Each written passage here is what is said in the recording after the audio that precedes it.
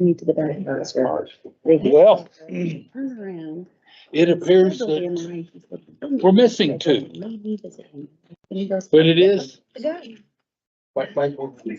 Oh, is he? Okay, very good. I said, "I was supposed to be." There he is. Okay. between you." Looks like we're missing Jenna, but it is 5:30, so we will go ahead and get started with our meeting. Did we have any follow-up from last week's work session that we needed to go over? And I think this is potentially, go ahead. Yeah, Mr. Mayor, I would say that the item under agenda review is probably far more aligned with a follow-up item than it is a actual agenda discussion item, if that's okay. That's perfect. We took the assignment from council last week, I believe it was, to attempt to draft some guidelines or guardrails, if you will, that would be included in your script each week as it relates to the idea of having a brief response period following the comments from the floor, from your citizenry who show up and want to speak to council. As it relates to some of those that you see in your memo, we suggested that portion of time, as was discussed among the council, be relegated only to response type statements, if you will. If indeed a question or a provocative comment were offered by attendees who spoke that evening. Certainly as it relates to questions that you may want to elicit from staff, I suppose that too would be something council may want to consider within that realm as well. There was some conversation about also not letting citizens come back up and sort of engage in question and answers with each other throughout that brief period. So we tried to capture that type of direction, if you will, in the memo that you have in front of you as an item to consider as well. There are a couple other statements in there that we picked up on by virtue of the conversation that council had on this topic, and certainly as council sees fit, we can include all or some of what it is that you have in front of you tonight in your memo. So with that, Mr. Mayor, if there are any suggestions or directions that council would like to give, we'd be happy to embrace those. Right. Thank you, Mayor. Bear with me, my computer was really slow this evening. But from what I recall, in the memo, I didn't see anything formalized in regards to the ability of us to ask questions of people that are getting, so for me, it was unclear in the memo whether there would be a period after public comment, after an individual public comment, for us to ask clarifying questions. I would still like for us to be able to retain that ability. Again, not a back and forth, just follow up clarifying questions so that when we make our own comments in response to public comment as a whole, we have all the context we need to speak, particularly in response. So I didn't see that in the memo, so I would just want to make sure that we retain that ability to be able to ask questions of public commenters strictly for the sake of clarification. So, Mr. Mayor, if I might, councilors, it's my understanding that currently you have that ability to ask those clarifying questions, and I would advise we don't alter that if there are any clarifying questions, you do it during the time of public comment, so that when you get to the council comment period, there's not even a question back to the individual. It keeps it very separate and very clean, because I think the most well-intentioned individual might ask a question just for clarification, and then that can engender that back and forth. So if we have the period of public comment, and then after each speaker, an opportunity to ask a clarifying question, then you close that period and then open the council, comment period. And then you can make statements and, basically follows the memo from that point. But I think that was the intent that I heard last time, and I certainly went to the city manager for confirmation. Would agree. Okay, yeah, thank you. I guess the one last question I had, again, I don't have the memo pulled up, but I thought when I read it, that it, stated that there was a recommendation against any sort of declarative type statements. Is that simply in response to an individual commenter or just general policy when we are responding to public comment period as a whole?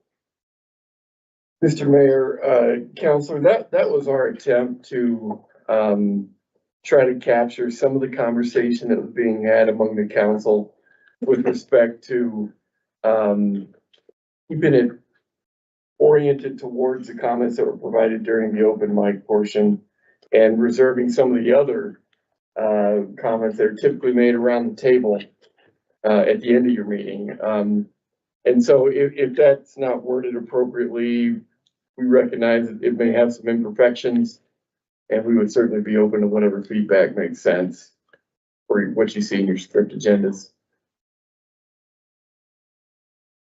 Yeah, I mean, it seems like it's more of a recommendation, so, I'm personally fine with it. I will use the opportunity to make a declarative statements if I feel like it's relevant to the public. You know, because that was the intent, was for folks not to have to sit around to a council around the table to hear a rebuttal of some of sorts, or hear us take our individual positions on items. And so, again, as long as we have that freedom and opportunity to state our position or provide a rebuttal of sorts to the public comment we hear, I'm fine with it. Sure. Okay. Any other questions, comments, concerns? Mayor, Yes. this is Mike. Just, I kind of along the same lines as Counselor Gamroth, I think I'm not sure I have an answer or a suggestion, but I do think a little more clarification around the first two bullets under instructions for counselors, offer essential directives. That needs some clarification. I'm not sure if that means directives to the city manager. That to me is unclear. And then the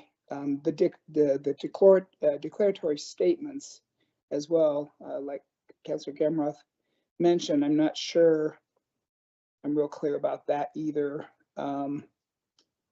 As far as, a suggestion for action or, that type of thing, or stating our position. I'm unclear about that. But again, I don't know if I have a suggestion right now, but those are the two things when I read the memo that kind of raised questions in my mind.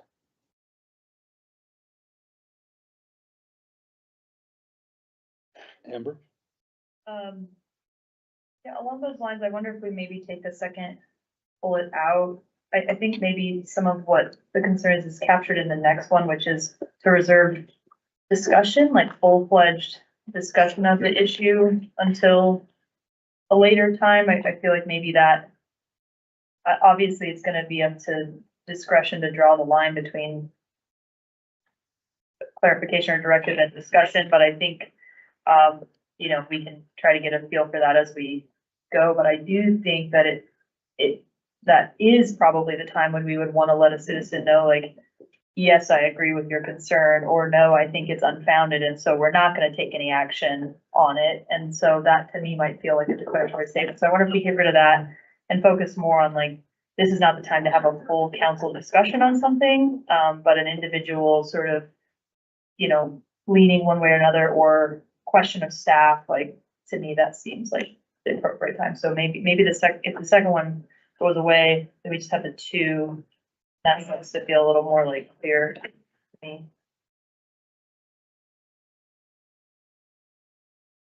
And Mayor, if I might add to that as well, that maybe somewhere in there, that's where maybe in section 1, maybe perhaps that's where we clarify that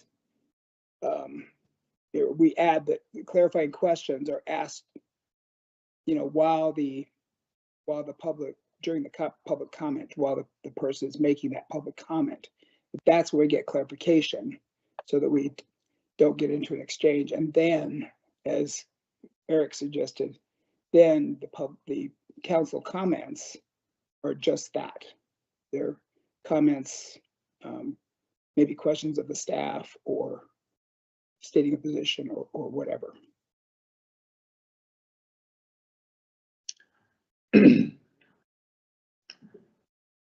It sounds like, from what I've heard, or the way I'm interpreting it, most of council likes both bullet points under number 1. They like the bullet point under number 3. But where most of the angst is coming from is bullet point number 2 under number 2. Is that a reasonable assessment?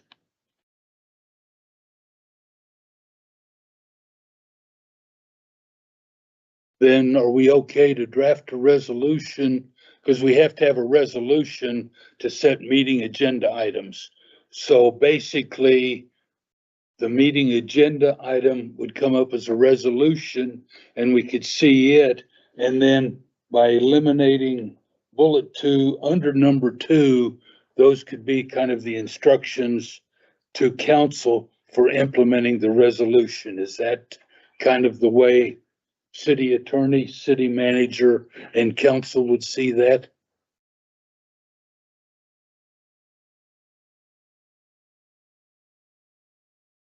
Then let's proceed along those lines. Sounds great. Thank you. Very good. Thank you all.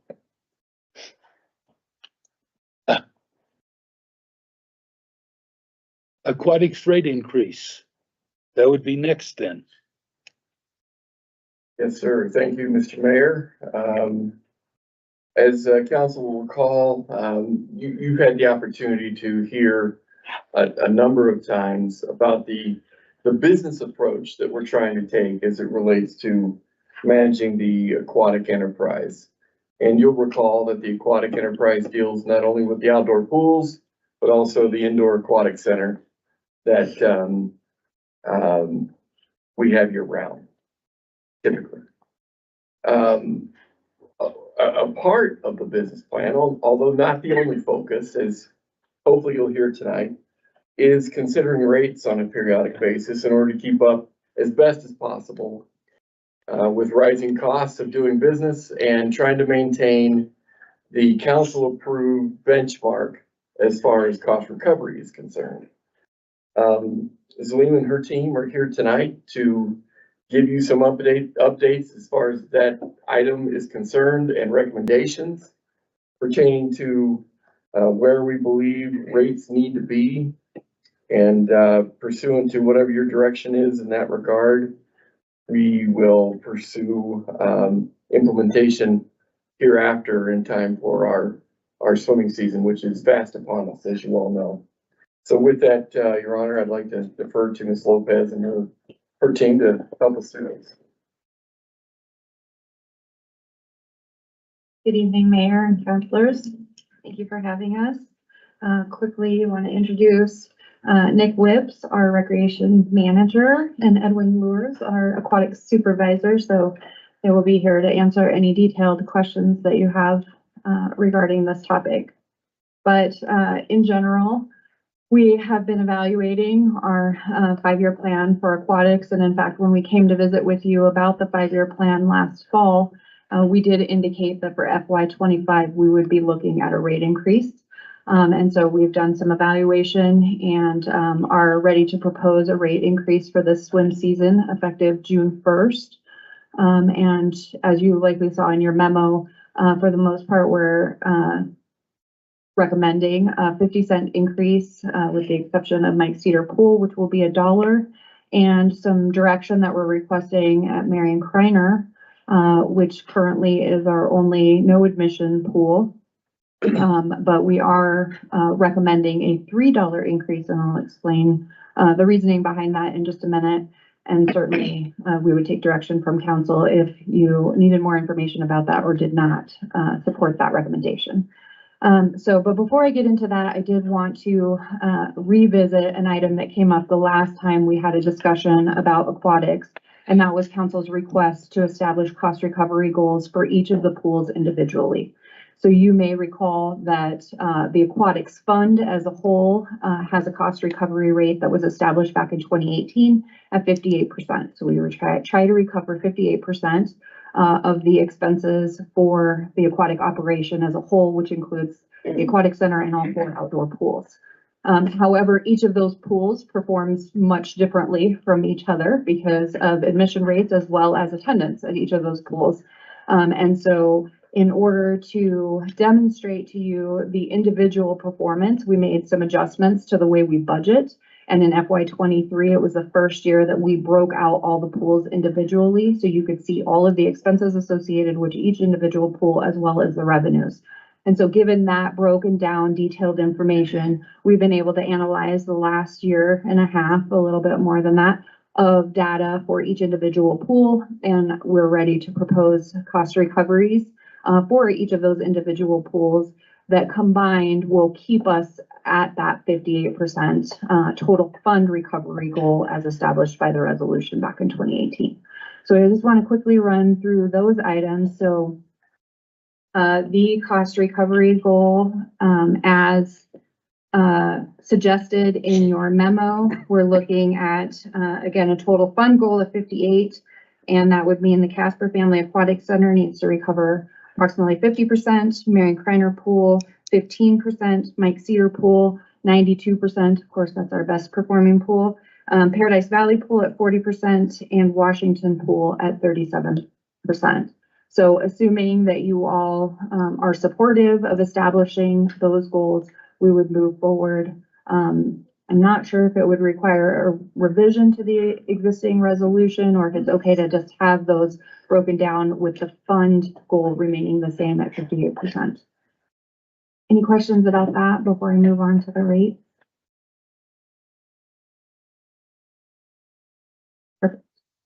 So in terms of rates, Edwin and Nicholas did a lot of research trying to find comparable pools in the region to each of the individual pools that we have. Each pool offers something just slightly different. And so finding pools that seemed similar and then comparing those rates was a strategy that we employed in order to make the assessment and ultimately the recommendation to you tonight for the increases. And so again, it is our recommendation that for Washington Pool and Paradise Valley Pool, we would just increase daily admission rates by 50 cents. At this point, we are not recommending any rate increases for passes to get into pools, whether those be season passes or annual passes. And part of that is definitely strategic in that we want to actually encourage pass sales over daily admission sales. Much like Hogadon and golf, those pass sales sort of prop up the revenue. It gives us a good baseline for stable revenue, regardless of the season or the weather. So you may recall last year, May and June were quite cool and rainy. And so June really destroyed our cost recoveries across all outdoor pools because the daily admissions were so low during that really chilly, unusually chilly June. And so again, pass sales really help to combat that instability. And so in order to push people more towards a pass, we're not recommending any rate increases there. So this is only talking about daily admission to each pools. In terms of Mike Cedar, we are recommending a $1 increase. Mike Cedar is, of course, our most popular pool. Excuse me. And at times we are at capacity due to staffing with lifeguards. And so we turn people away essentially. And so we feel like a $1 increase at that pool is very comparable within the market for aqua park, really is what it is of that kind. So I think the rate increase, while $1 may seem high, it does keep us competitive with the market for similar facilities. And we don't suspect that we will see a decrease in attendance, especially now that we're actually turning people away at times. And then the last one would be Marion Kreiner, excuse me. So through this research, we discovered that back in 2018, when the pool went from a $3.50 admission rate to a $0 admission rate, The reason at the time was because the splash pad was not complete and ready to open for that season. And so we understood that the council's reasoning at that time was that because the free amenity was not ready, we would make the entire facility a free amenity. For some reason, when the splash pad was opened, that rate for admission to the actual swimming pool was never adjusted, and it's remained free through this time period. We are recommending, because the subsidy is so high for the pool portion of the operation, that we go back to charging admission.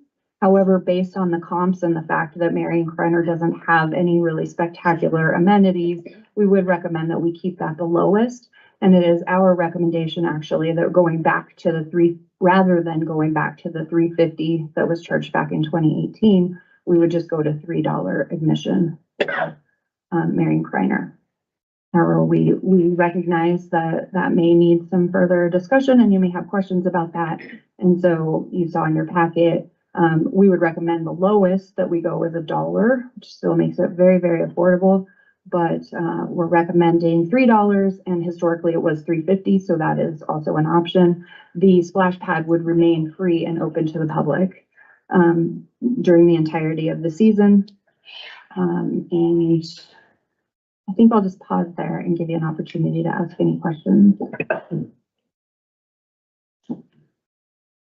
Mr. Pacheco. Thank you. That's specifically on Marion Kreiner. I know that looking at the demographic, and I understand the reason why we did it the first time, and looking at the demographic of that area, and trying to understand the economic situation in North Casper is something that should be considered, I think.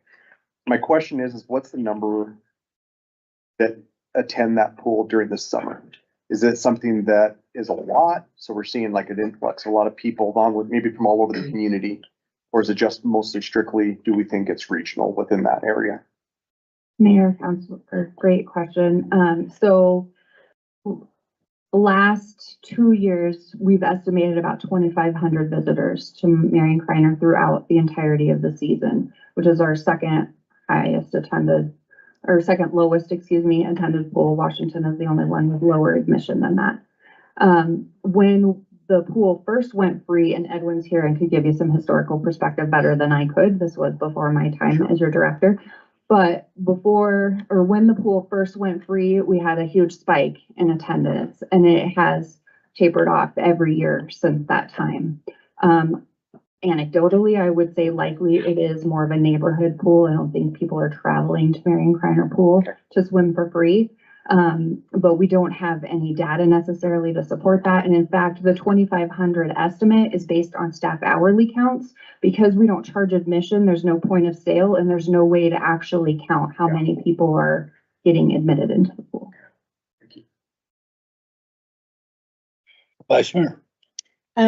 For Washington Park, on these improvements that we're doing in the park, is the pool getting redone? I know that we've talked about it, but I can't remember with all the discussions. I don't remember. Mayor, Councilor, so we have intentionally held off on any definitive decisions regarding the pool and any improvements to that pool until we get the results of the Parks and Rec Master Plan. So where May 15th, there's a Land and Water Conservation Fund pre-application that's due.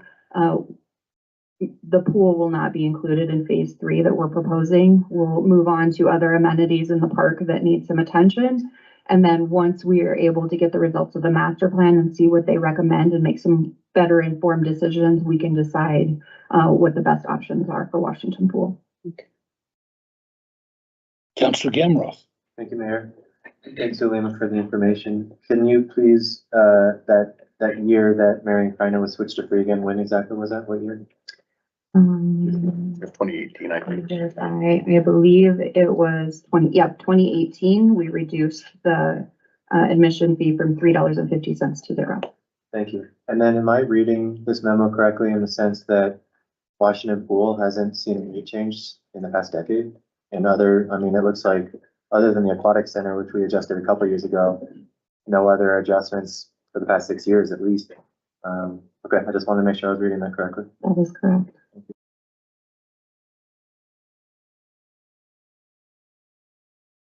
Counselor Silverman. Okay, thanks.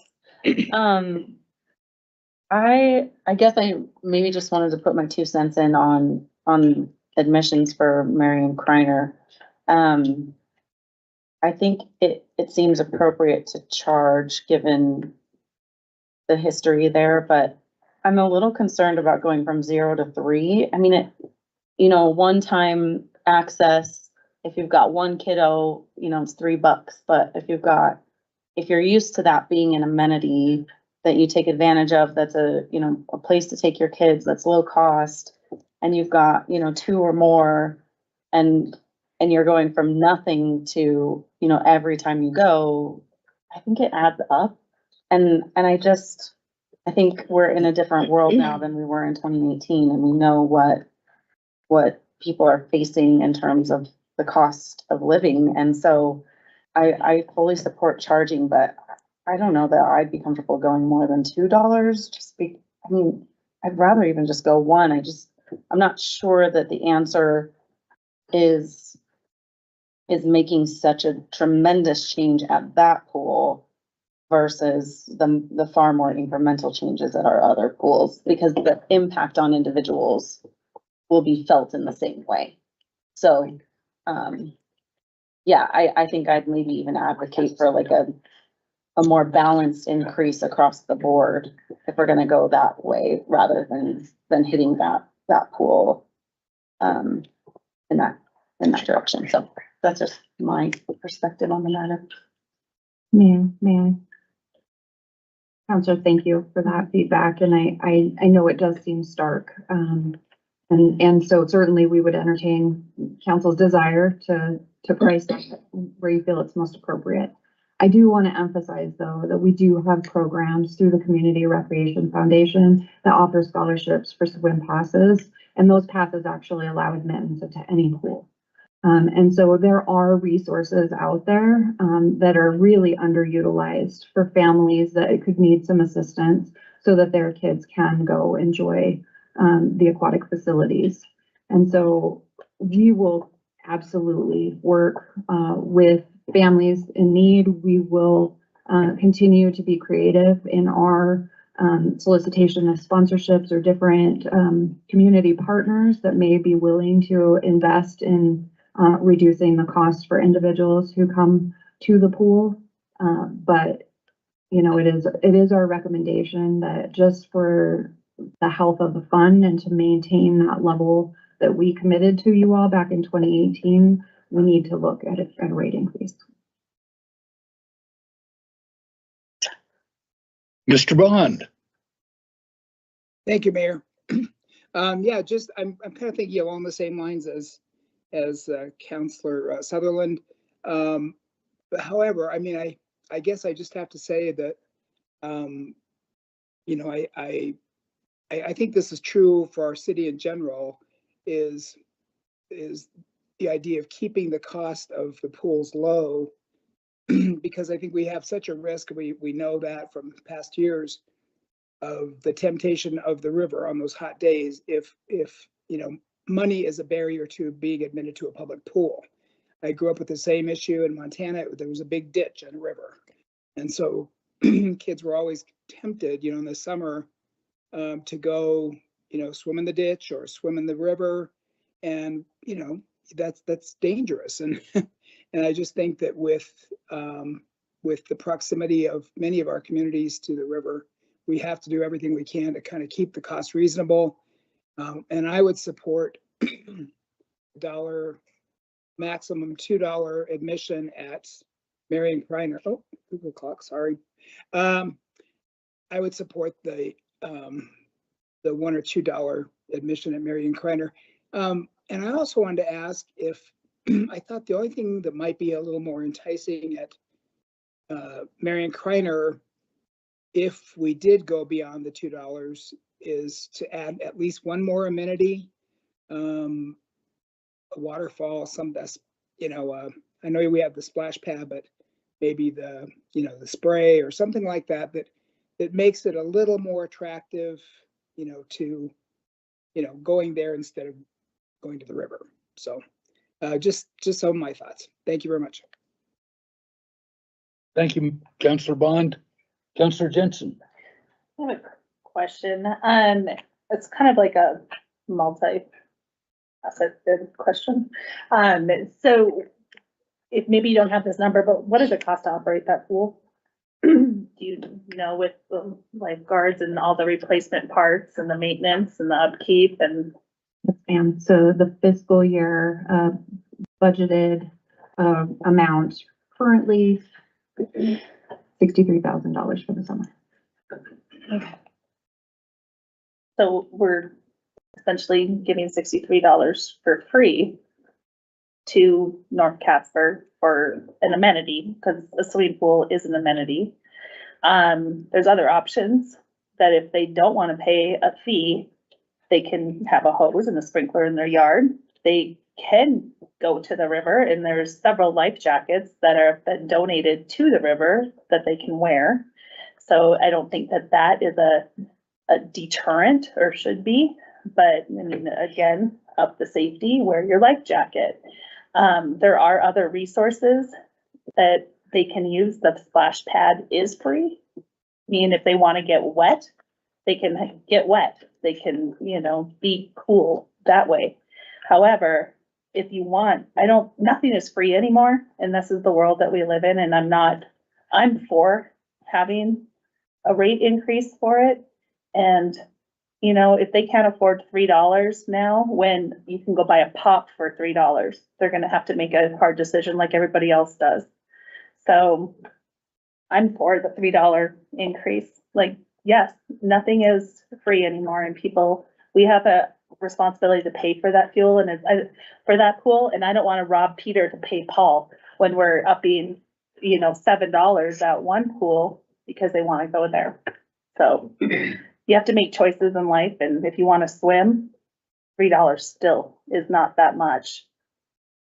That's where I am. And I understand. I mean, I'm sympathetic to everything, but inflation is inflation, and that is what's happening to all of us. So my 2 cents. And there are your grants or your passes and a lot of other support and options. We can't continue to do it free. I don't think so. Counselor Pollock. Yeah. Just giving you any time. Do what? Just waiting this way. Looking at the charts that you've provided here, it does look like, some communities use a kind of a tiered pricing strategy based on age. I wonder if you've done any consideration or investigation to what that would look like, and if that would be an option, maybe even worth applying just to Marion Kreiner to address some of the other counselors' concerns, charging, you know, less for kids and more for parents. If you think that would have any impact, or if most of the folks you're seeing are under 18, and it probably wouldn't matter one way or the other. Mayor, Counselor, we have done some research, not to say that that's not a strategy. We could certainly research further and look at the impact of employing. Again, I can tell you anecdotally that the outdoor pools become daycare. Parents drop their kids off and they spend all day there. And we don't necessarily get a lot of adult admissions to some of the pools. So using a tiered structure may or may not have a lot of impact depending on the facility, and we could try to do some analysis there. But again, we don't capture that data right now in terms of admittance counts or points of sale, who's children and who's adults. So we would have to make some assumptions, and I think we could do that and try to put together a different package for that pool or any other pool if that's what you wanted to see before making a decision. Very briefly, before I get back to you, Councilor Gamroth, I wanted to mention to the people that are listening on our YouTube channel, we are running late for the start of our regular meeting. We are still in our pre-meeting discussing pool rates. So I wanted to let those that are watching remotely know what was going on. We will get to our regular meeting shortly. Councilor Gamroth. Thanks for the PSA, Mayor. I noticed, so I'll be brief. I wanted to clarify and confirm, So these cost recovery goals, these rates are all, I just want to make sure I understand correctly, $300,000 a year from the 1 cent goes to subsidized pool rates still, correct? 325. 325, okay, thank you. And then I noticed for the passes throughout the season in regards to Councilor Pollock's recommendation to do tier pricing, it looks like we do tier pricing for the passes. It's $50 for 5 to 12-year-olds, $70 for 13 to 18, and then $100 for 19 and above. Those are all current pass rates? Okay, thank you. And then I apologize, this can be a discussion for another time because it's not really relevant to the rates, but I do know there was some folks that expressed frustration with being turned away at primarily Mike Cedar due to our lack of lifeguards. And so I was just curious if we could have a discussion about lifeguards and, obviously if we could increase our capacity, that does wonders for cost recovery. And so we can save that discussion for another meeting, but that's a discussion I'd like to have at some point. Mayor, just 2 quick comments. So the first, just to clarify, there is a $325,000 annual infusion from the 1 cent, but that does not cover the entirety of the subsidy. The fund as a whole this year will see a subsidy of about $662,000. So just to clarify, and then in response to your question about capacity, the best way to combat that capacity issue is to have enough lifeguards, and the only way we can have enough lifeguards is to pay them enough to want to work for us.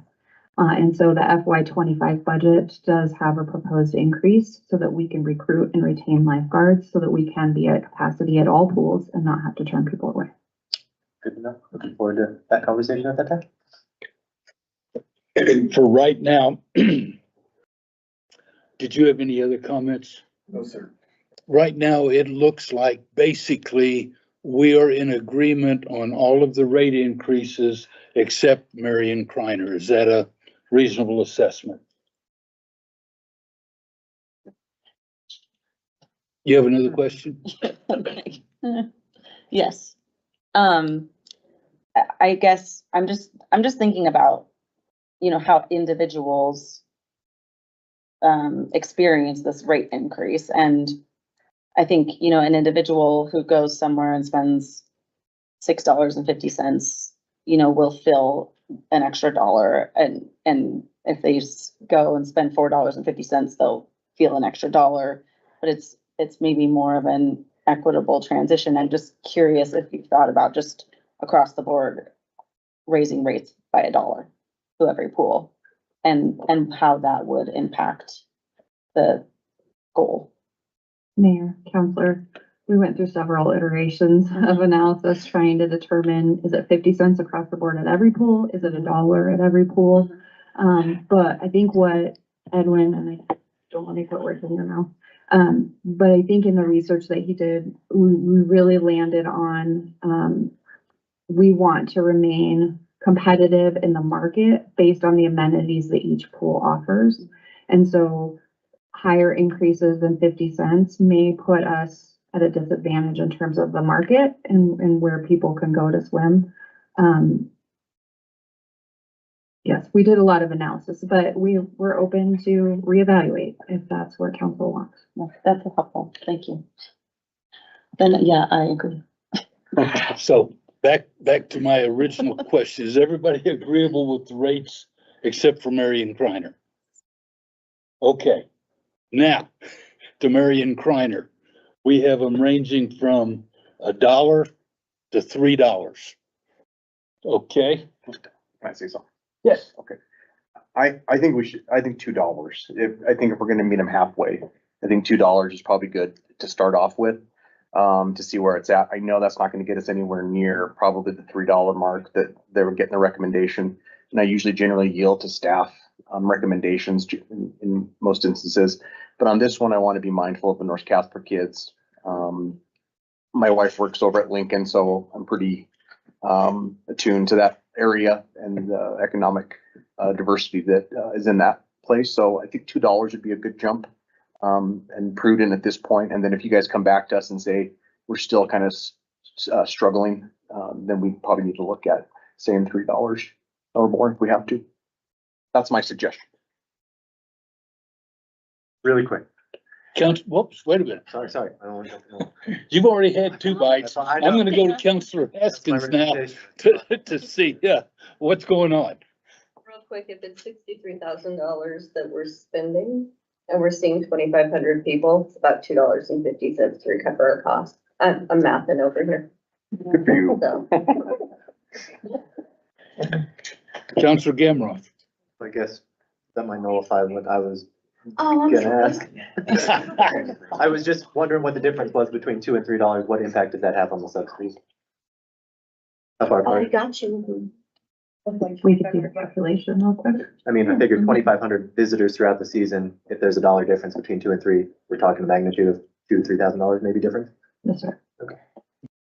And I haven't said anything yet. I was gonna say I would go back to the 250 from 18. So you've given them 6 years of inflation, going back to the original cost it was before we put in the splash pad and did away with them. So that's kind of where I would look at going. Now, you had a comment. 250, I can compromise because I feel like right there, I mean, I don't want to lose money on it and that's not being responsible. I think I'm happy with 250 and if everybody is good, 50 would be good. I'm putting 250 I haven't on the said board. anything either. I feel like $3 is reasonable, especially the fact that we have scholarships available, but I suppose if council wants 250, I can get behind that, but I don't want it any less. Well, I guess we'll start off. We'll start off. Should we have an auction? Yeah, I was gonna say, do I hear 2? How about 250? 2 and a quarter. Need to Amber, clarify very quickly. We're losing money on it either way. It's actually $25 per person for admission to cover $63,000 in costs. So what we're talking about is $2,500 to $5,000 more or less in that account at the end of the day, out of 600 whatever thousand that we have to pay in every year. So I think it's splitting hairs. I'm happy anywhere, that any of these, but I don't think any of these changes are gonna dramatically impact our bottom line. I think they'll impact users more than they impact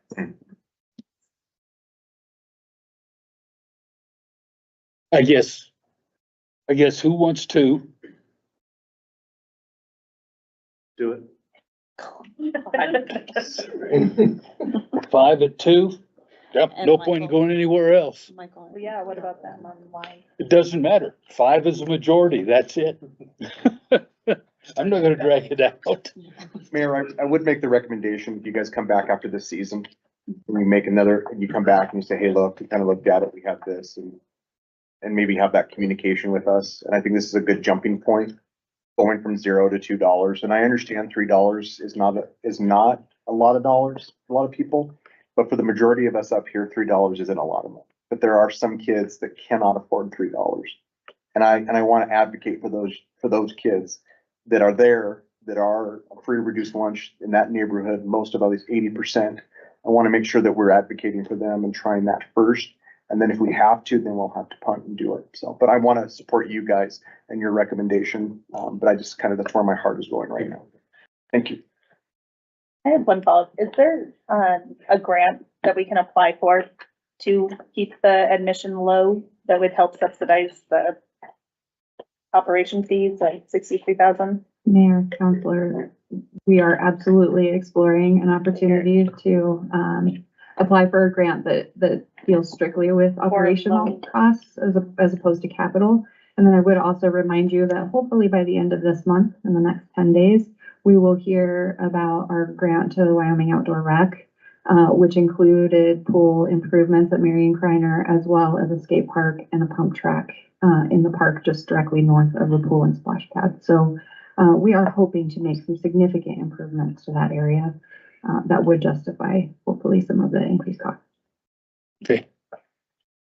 Sounds like all the rest of them were good as is, and we'll go with $2 at Marion Kreiner. Thank you. Okay, Thank you all.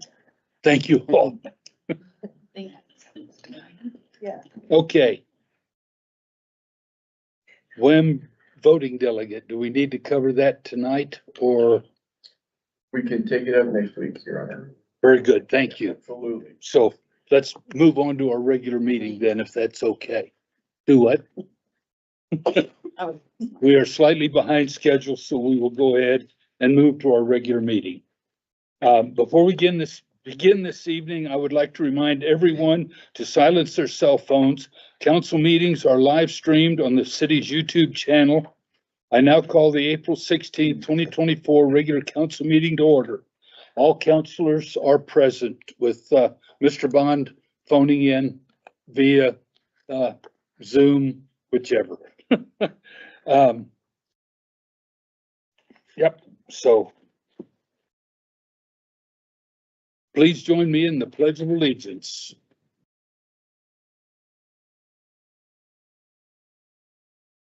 I pledge allegiance to the flag of the United States of America and to the republic for which it stands, one nation under God, indivisible, with liberty and justice for all. Please read the consent minute approval titles. Minutes of April 1, March 12th, 2024, special council meeting as published in the Casper Star Tribune on April 13th, 2024. 3A2, March 12th, 2024, executive session. 3A3, March 19th, 2024, regular council meeting as published in the Casper Star Tribune on April 13th, 2024, and March 19th, 2024, executive session. The chair would entertain a motion to approve this consent minute action agenda items just read. So moved. Second. Any abstentions or nay votes? All voting aye. Aye. Please record the vote. Mr. Bond?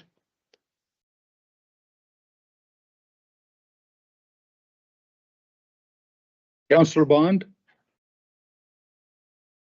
Yep. There we, With Councilor Bond and all others voting aye, the motion passes. thank you for waiting. I was gonna rush through it. The chair would entertain a motion to approve by minute action the April 16th, 2024 general bills and claims as audited by City Manager Napier. Second. Any abstentions or nay votes? All voting aye. Aye. Councilor Bond and all others voting aye, the motion passes. Please record the vote. Yep. The chair would entertain a motion to approve by minute action the April 16th, 2024 conflict claim as audited by City Manager Napier. A second was. Any abstentions or nay votes? I would like to abstain. All others voting aye. Aye. With Vice Mayor Ingebrigtsen abstaining and all others voting aye, the motion passes. Please record the vote. We would like to welcome Stacy Nelson and Paul Fritzer with Children's Advocacy Project to the meeting tonight. Please come forward to introduce yourselves and discuss Child Abuse Awareness and Prevention Month before I read the proclamation. Thank you, Mayor and Councilors. I'm Paul Fitzer with the Department of Family Services, and I just want to come tonight to thank you for the proclamation and recognition of this month and this issue. And one thing definitely is our department.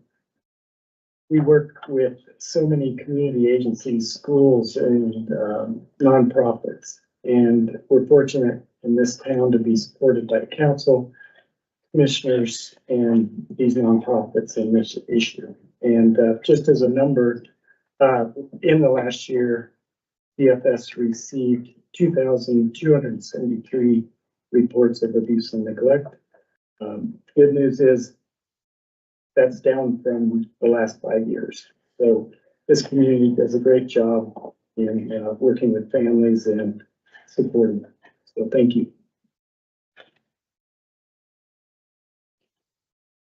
Thank you, Mayor and Council. I'm Stacy Nelson. I'm the Executive Director of Children's Advocacy Project. We are one of 3 nationally accredited child advocacy centers in Wyoming. So I just would like to convey my appreciation for you guys acknowledging the importance of recognizing child abuse is happening nationally. Over 600,000 cases occur each year of abuse on kids. And in our own county, like Paul said, the numbers are going down a little bit. We serve about 16 counties. And so last year we did 273 interviews, and this month alone, as of today, we've done 30 just since April 1st. So abuse is still happening. So I appreciate you recognizing that and doing this proclamation, because the more we all acknowledge that it's happening, the better we can keep an eye on the kids and try to help protect them, because they are the future. So we need to make sure we're doing what we can for them. So thank you very much. I appreciate it. And I'll go ahead and read the proclamation. And it says, whereas children are our future and no child should suffer abuse and neglect. And whereas victims of child abuse and neglect are known to be at higher risk for experiencing post-traumatic stress disorder, depression, low academic achievement, drug use, juvenile delinquency, teenage pregnancy, and adult criminality. Every child is precious and deserves a healthy, safe, nurturing environment free from harmful effects of abuse and neglect. And whereas effective child abuse intervention and community prevention programs succeed because of partnerships created among community members, social services, and law enforcement agencies, schools, churches, businesses, and civic organizations. And whereas each April, Child Advocacy Centers of Wyoming, the Children's Trust Fund Board, Prevent Child Abuse Wyoming, Wyoming Citizen Review Panel, the Wyoming Department of Family Services, the Wyoming Office of Attorney General, Division of Victim Services, the Wyoming GAL Program, the City of Casper, Wyoming, and other partners joined together in an effort to prevent abuse and neglect through outreach, education, and intervention. Now, therefore, I, Stephen Cathy, Mayor of Casper, Wyoming, do hereby proclaim the month of April 2024 as Child Abuse Awareness and Prevention Month, and encourage our citizens to support programs and organizations that can prevent abuse and neglect and can help children that have suffered from these traumas overcome them and be successful. In witness whereof, I hereby unto set my hand and cause the official seal of the City of Casper, Wyoming to be affixed the 16th day in April 2024.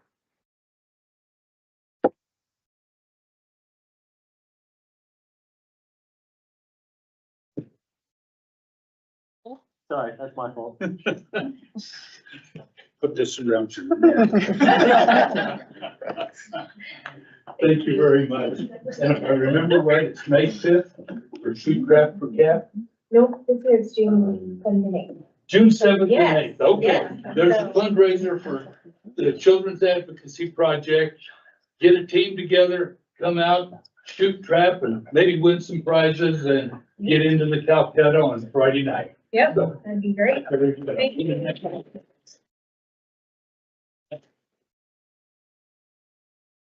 Right, that's good. At least there was a wall to catch you. Exactly.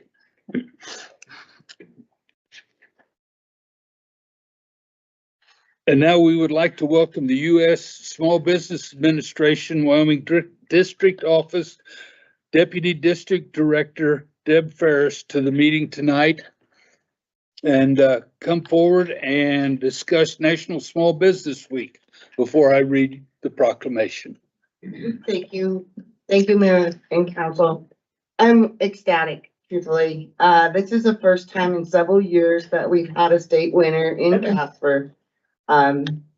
Empowered Chiropractic, Dr. Erica Higgins, a very unique and growing practice, a Wyoming girl.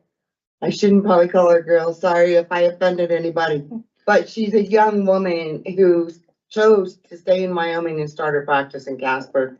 It's really important. That's what we all want, right? We want our kids to stay in Wyoming and start small businesses.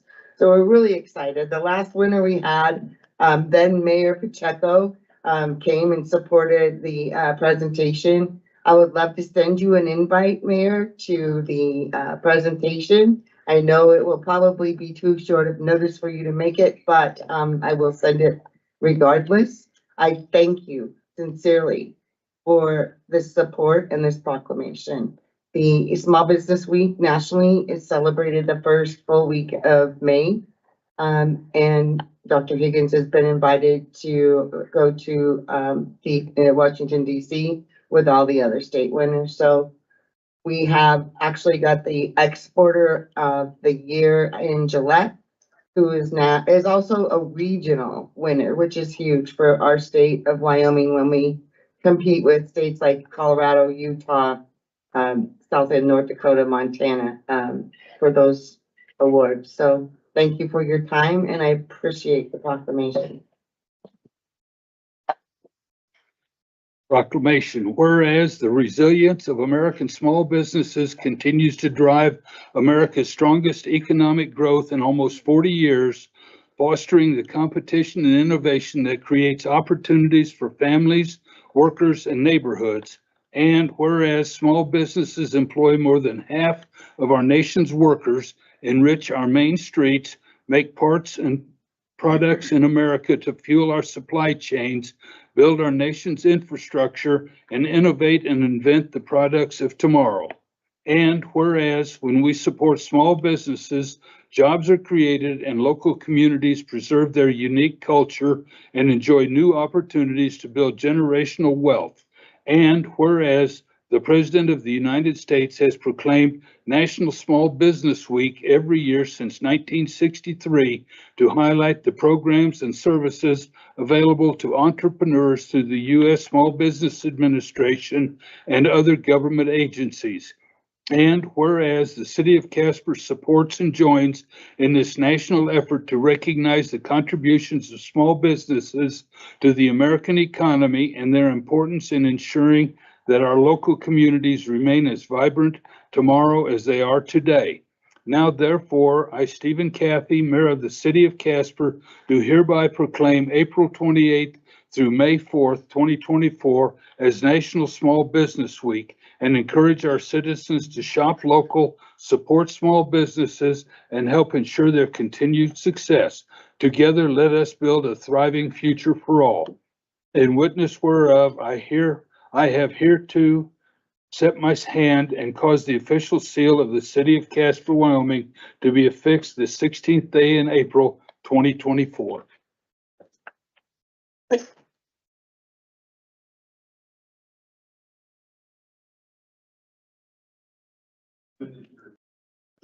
I think it's gonna be the 10th. We're still finalizing it. Okay, let me know. I will. Okay, thank you. And Amber was one of those winners too at one point in time. Just saying. 2020, that's true for business. Thank you.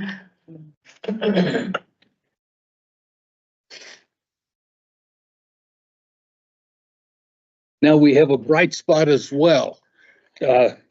Next, we would like to recognize the life-saving work of the city's aquatics team. At approximately 9 a.m. on Friday, March 29th, 2024, Chase Hull, swimming pool manager, and Clayton Dickerson, lifeguard 1, were alerted to a possible emergency at the Casper Family Aquatics Center. A patron was floating face down in the lazy river at the aquatic center. The employees immediately activated their emergency action plan. They extricated the victim from the water. One of them began to check for signs of life while the other one retrieved on-site AED and emergency equipment. The aquatic supervisor, Edwin Lures, called 911. Front desk staff were alerted so they could direct first responders. The victim was found to have signs of life, but was unconscious. The lifeguards, joined by Maria Spearman, recreation coordinator, and Edward Lures, monitored the victim and stood ready to take action in case signs of life declined before emergency responders arrived. The patient was regaining consciousness when emergency responders arrived and was able, with the aid of firefighters, to stand up and sit on the gurney. Though the patient was taken by ambulance to the hospital, she was released the same day and has been back swimming at the Casper Family Aquatic Center since the incident. City of Casper lifeguards go through extensive training. Initial certification training is over 27 hours and teaches the following skills: surveillance, active and passive victim saves in the water, at the surface and bottom of the pool, extricating victims out of the water, use of personal protective equipment, professional CPR, which includes performing a primary assessment, checking for a pulse and breathing, using a bag valve mask, and half-person CPR, 1 or 2 person CPR on infants, children, and adults, using an AED, first aid, dealing with head, neck, and spinal injuries in the water, removing from the water and on land, working as a group in many different emergency scenarios on land and in the water. After initial certification, lifeguards practice skills in monthly training up to 4 hours each month. The positive outcome of this incident is a statement to the training and dedication of these untraditional first responders. We want to thank the lifeguards and the people at the pools. Thank you, gentlemen.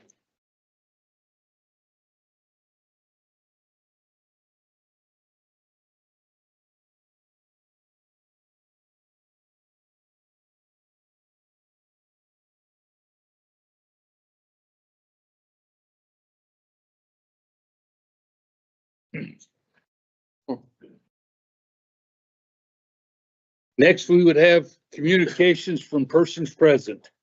Now is the time we invite anyone in the audience who wishes to speak with council to come forward.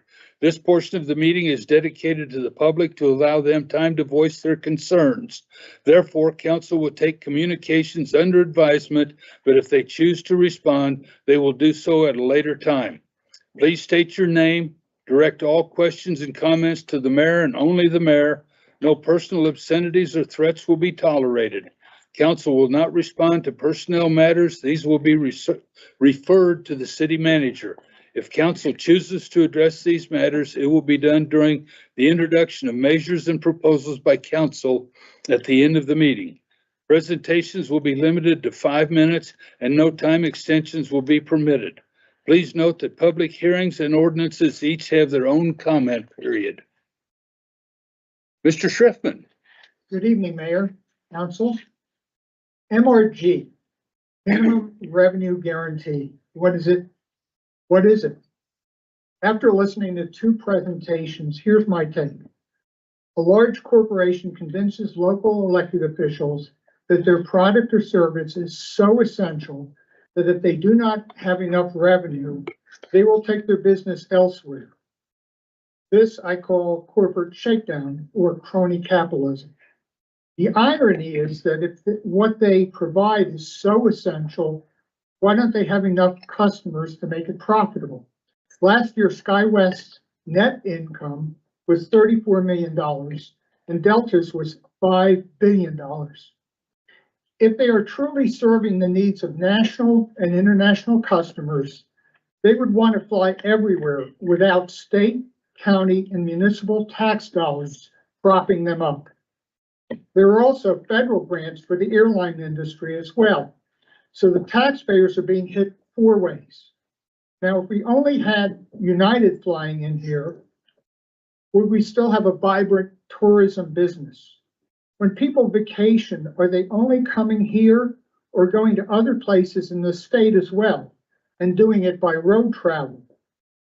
For Casper specific events, would people still come here if we only had one airline company?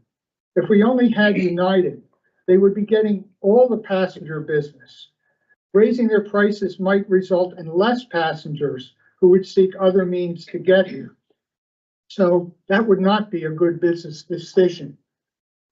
What about families that visit here or go to other places? 2 years ago, I had a family event in Chicago. The least costly, most effective option turned out to be to rent a car and drive there. With airline flights canceled or postponed, parts falling off planes, and pilots being hired based on how they look or identify rather than skills, airline travel has not been a positive experience as of late. Specific to last week's decision during a work session to contribute or guarantee $400,000 of taxpayer money for this deal, when was a public hearing that gave us citizens the chance to weigh in on this? Who is determining what kinds of private businesses are essential? As an insurance agent, I arrange health and long-term care insurance for my clients. Deemed essential as it protects health in the public and saves taxpayers money in programs like Medicaid. Since the Casper market is small compared to the Philadelphia market where I came from, and my income has decreased, where is my minimum revenue guarantee? Other local businesses could make the same argument. Finally, it was mentioned that doctors are flying to Casper on Delta to perform procedures. Since the abortion business that opened here last year only kills babies on Thursdays and Fridays, it is obvious that the doctors are from out of state. If their doctors were living here, the business would be open all week. So I'm not happy that myself and every life-affirming Casper resident is being forced to have their tax dollars used to fly these doctors in here first class on Delta to brutally murder babies.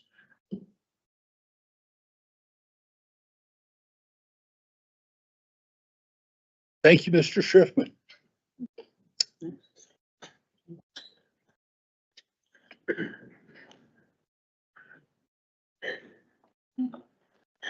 Good evening, council members, Mr. Mayor. It is absolutely lovely to see you guys. My name is Alicia McAvoy and a pleasure to speak with you all.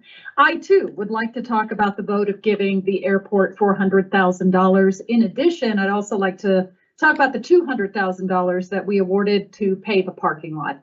I have concerns about both of them as a business owner and as a taxpayer in this community. First and foremost, I would have to agree that just shelling out $400,000 to the airport, which is admittedly sick, may not even fix the problem. That's my biggest concern about the money, is because at $400,000, we were at $50,000 last year. That's not even a graduated increase. No business person would want to enter into something like that. It's just too much money. I'd like to look at that a little bit more in precedent when we're talking about that. What are we saying to other for-profit businesses? That if you're important enough, you get money? I have a for-profit business. I'd love the opportunity to be able to come and get a minimum guarantee of money for something that I might need, especially when I have something that's going to benefit the community. Now, I recognize it's nothing as big as the airport. Love the airport, not trying to say we don't need it. I'm saying I think they ask for too much, and I still don't think it's going to stop the bleeding, and I don't think it's going to make the patient, admittedly sick, well. And so I'd like us to continue those conversations with them and have some guarantees back, because I'm in marketing. And if Delta says they're going to give us marketing back, I can guarantee you that marketing is going to be more targeted towards Delta than it's going to be targeted towards Casper. And that's another concern that I have. Is that a big enough give back to us? How can we have continued conversations with them where that becomes more about us, the taxpayer, getting something back than it just being about Delta getting to continue on and make money and profit off of taxpayer dollars? And I think we do have to look about that. As far as the $200,000 for the parking lot, fundamentally, I will admit this on the record. I don't believe that the city council should award taxpayer dollars to for-profit organizations or nonprofit organizations. I believe that's taxpayer dollars and it should stay within the taxpayers' purviews to be able to work with that.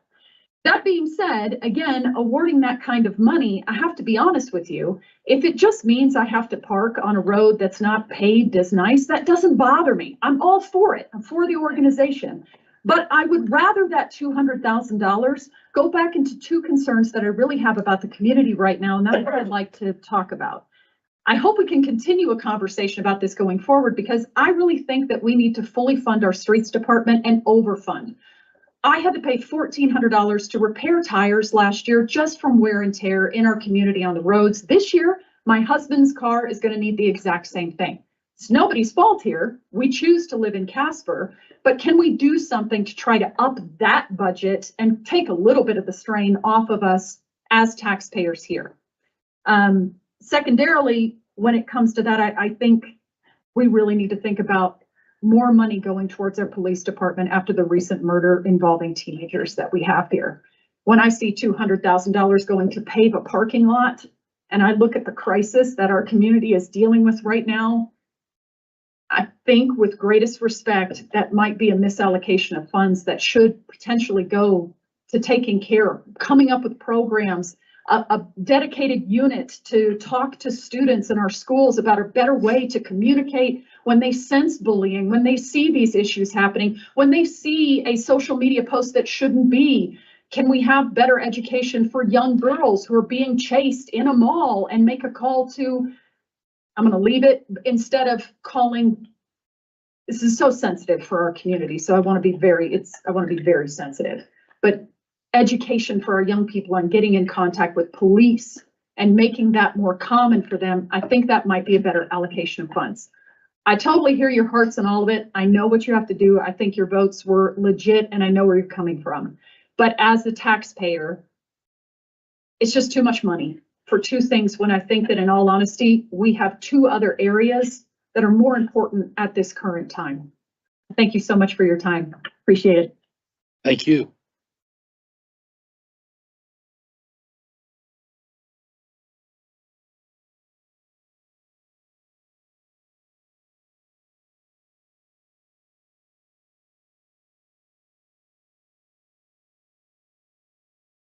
Mr. Mayor, Council, Steve Reel, 211 West Collins.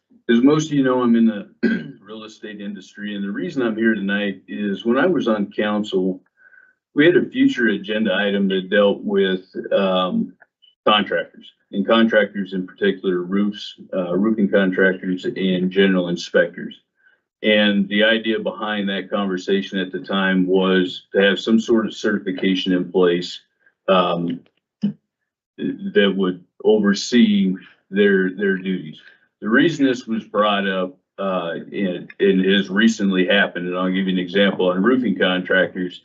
I recently just went through a deal where we had a property for sale. We had a roofer come in, went up on top, and came back down and said it's a complete tear off. $15,000 it'll cost to repair it. Had two other roofers go up there, independent roofers go up and look at it. Both of them came down. One said it was a $500 repair. The other said it was $950 repair. Took it a step further, had a adjuster from an insurance company come in, take a look at it, came back down, said completely perfect roof, certifiable. Why this is a problem is that you have people that come down and say it's complete tear off, $15,000 roof, and now somebody's not going to want to buy that house. Somebody's not going to want to repair that roof. And the fact of the matter is, behind it, it's the roofer that's going up there and committing fraud by coming back down and telling you something that's not true. And how many homeowners going to go up and look at the roof and know what to look for, first of all, and secondly, tell them that they're wrong. That's the first part of it. The second part of it is you have general inspectors that have absolutely no certifications required to be a general inspector. So Kyle, tomorrow morning, could wake up and say, I'm going to be a general inspector and know absolutely nothing about construction or homes or anything else. And he can go out and inspect people's homes.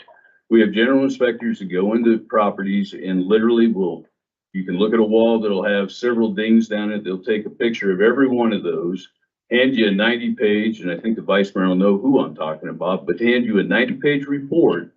And when you look at it, you're like, I'm not going to buy this house. This is the worst house on the block. When there might only be 4 or 5 things really wrong with it, but they've made it out to be, this is just a horrible, horrible home. That inspector in general has dubbed himself as being the deal killer. He thinks it's absolutely the best thing in the world when he can kill a deal. At the end of the day, he gets paid for doing his job. If you really want to say he did his job, but he gets paid for it.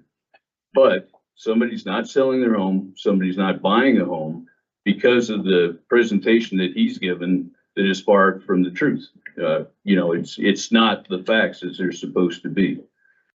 They also go in and you may not have any alterations or repairs that have been taking place to the property, but they'll come in and they'll call things out and say, well, that's not up to code. Well, is it up to code for what the house is? Were there any alterations that were made that would require that to be brought up to code? 9 times out of 10, they're not, but they're calling it out anyways. So now you got people fixing things that technically, I'm sure Justin would agree with this, technically is if they're not doing an alteration, they don't have to fix it, but it's money being shelled out of their pockets. So what I would ask is that you take that topic up again and look at it and see whether or not there's some certification that can be required, some licensing that needs to be required. We require, contractors to be licensed to go in and build homes. So I think that when it comes down to it, there needs to be something else put in place so that we can stop this from happening to people that are just trying to sell a property and move on, or somebody is trying to buy a property and move in. But it all gets stopped because people are not being honest and truthful to them. And so there needs to be some sort of system there.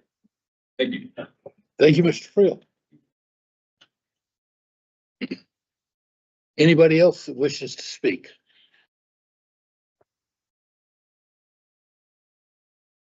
None appearing, we will move on. Please read the consent agenda titles. Establishing May 7th, 2024 as the public hearing date for consideration of A1A transfer of ownership interest for retail liquor license number 21 for Wyoming Downs OTV 12 LLC, doing business as Wyoming Downs OTV 12, located at 1121 Wilton Circle. A1B, new microbrewery liquor license for Signet Brewing LLC, doing business as Signet Brewing, located at 613 West Yellowstone. A1C, transfer of location for Satellite Winery liquor license number 1 from Table Mountain Vineyards LLC, doing business as Table Mountain Vineyards Satellite, located at 731 East 2nd Street, to Table Mountain Vineyards LLC, doing business as Table Mountain Vineyards Satellite, located at 1944 CY Avenue. And A1D, an ordinance amending chapter 10.24 of the Casper Municipal Code regarding speed limits and speed zones. The chair would entertain a motion to, by minute action, establish the public hearing dates just read. So moved. Any abstentions or nay votes? All vote. On A, All others voting aye. Aye. Please record the vote. Noting Councilor Pollak's abstention and Bond voting aye and all others voting aye, the motion passes. On the agenda is a public hearing for the transfer of ownership and location of retail liquor license number 24. The applicant has decided to withdraw their application for transfer. Therefore, it is necessary to cancel the public hearing that was scheduled for tonight's meeting. The chair would entertain a motion to, by minute action, cancel the public hearing for the transfer of retail liquor license number 24. Second. Discussion? Abstentions or nay votes? All voting aye. Aye. Please record the vote. With Councilor Pollak abstaining and Bond aye and all other councilors aye, the motion passes.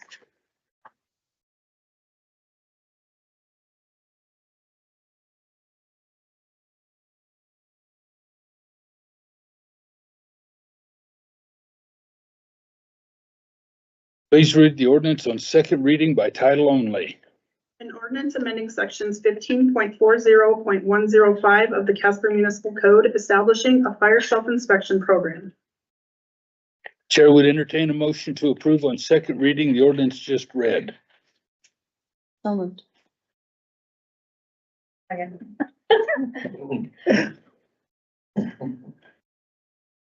The council will now listen to public comment. Public comments are limited to 5 minutes and no duplication of speakers will be allowed. Discussion amongst council. Amendments. Abstentions or nay votes? All voting aye. Aye. Please record the vote. Bond voting aye, and all others voting aye, the motion passes. Please read the ordinance on second reading by title only. An ordinance amending sections 8.40.040 and 8.44.060 of the Casper Municipal Code pertaining to administrative fees for litter, weed, and pest control abatements. The chair would entertain a motion to approve on second reading the ordinance just read. So moved. Second.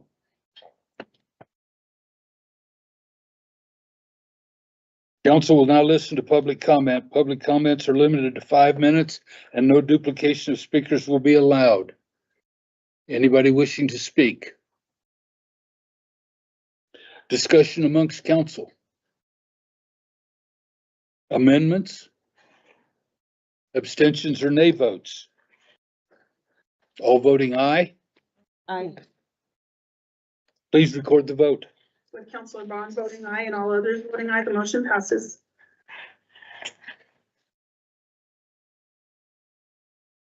Please read the ordinance on third reading by title only. An ordinance repealing section 15.16.010, building construction prohibited during certain hours exceptions. The council would entertain a motion to approve on third reading the ordinance just read. So moved. Second. Is that you? Council will now listen to public comment. Public comments are limited to 5 minutes and no duplication of speakers will be allowed. Anybody? None appearing. Any discussion amongst council? Amendments? Abstentions or nay votes? All voting aye? Aye. Please record the vote. With Counselor Bond voting aye and all others voting aye, the motion passes. Please read the ordinance on third reading by title only. It's amending chapter 8.20 noise of the Casper Municipal Code. The chair would entertain a motion to approve on third reading the ordinance just read. I'll second. You have 3 seconds. Just write them all down. Everybody. Everybody got it. Council will now listen to public comment. Public comments are limited to 5 minutes and no duplication of speakers will be allowed. Anyone? Discussion by council. Amendments? Any abstentions or nay votes? All voting aye? Aye. Please record the vote. And all others voting aye, the motion passes. Council will now consider consent resolutions. Please read the consent resolutions by title only. 11A1, approving and adopting the Mills Platte River Trail Connectivity Study for the Casper metropolitan area. 11A2, authorizing a contract with AAA Landscaping LLC for weed mowing and litter abatement. 11A3, authorizing a contract with Brian's Go-To Service for weed mowing and litter abatement. 11A4, authorizing a contract with JNC Investments LLC for weed mowing and litter abatement. 11A5, authorizing a contract with JL Construction Services LLC for weed mowing and litter abatement. 11A6, authorizing a contract with Local Lawn Care LLC for weed mowing and litter abatement. 11A7, authorizing a contract with Leon's Landscaping LLC for weed mowing and litter abatement. 11A8, declaring 12 Avon air packs and 24 Avon bottles as surplus property and authorizing the city manager to execute the necessary documents to dispose of them to the Bar None Volunteer Fire Department. 11A9, declaring 1 Genesis combine tool and gasoline power plant as surplus property and authorizing the city manager to execute the necessary documents to dispose of them to the Bar None Volunteer Fire Department. 11A10, declaring 5 Avon air packs and 10 Avon bottles as surplus property and authorizing the city manager to execute the necessary documents to dispose of them to Salt Creek Emergency Services. 11A11, declaring 1 Genesis combine tool and gasoline power plant as surplus property and authorizing the city manager to execute the necessary documents to dispose of them to Salt Creek Emergency Services. 11A12, declaring certain pre-owned property as surplus property and sell of the same to the highest bidder and authorizing the mayor to execute the necessary documents to dispose of them. 11A13, authorizing an equipment rental agreement with Club Car LLC for the use of a mobile golf information system at the Casper Municipal Golf Course. 11A14, authorizing an agreement between the City of Casper and Natrona County Conservation District. 11A15, authorizing an agreement with JTL Group Incorporated doing business as Knife River for the North Platte River boat parking lot material procurement. 11A16, authorize an agreement with Casper Building Systems Incorporated for the Meter Services Building Project number 21036. And 11A17, approving amendment number 1 to the lease agreement between the City of Casper and Mountain West Technologies Corporation regarding lease space located at 123 West First Street, Casper, Wyoming. The chair would entertain a motion to adopt the consent agenda items just read. Second.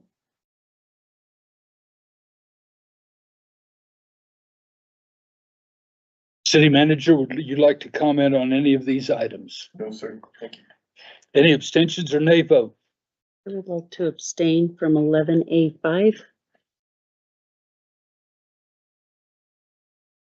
Any other abstentions or nay votes? All voting aye. Aye. Please record the vote. Noting Vice Mayor Ingebrigtsen's abstentions and Councilor Bond voting aye and all others voting aye, the motion passes. Please read the consent minute action title. 12A1, authorizing the purchase of intrusion detection solution in the amount of $32,870 for 2 years of service. The chair would entertain a motion to approve the consent minute action agenda item just read.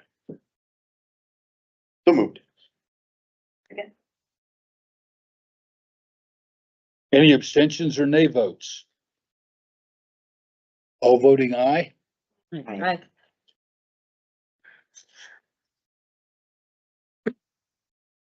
You there, Michael? Oh. Sorry. Please record the vote. With Councilor Bond voting aye and all others voting aye, the motion passes. This time we ask councilors to bring forward relevant concerns or items of interest.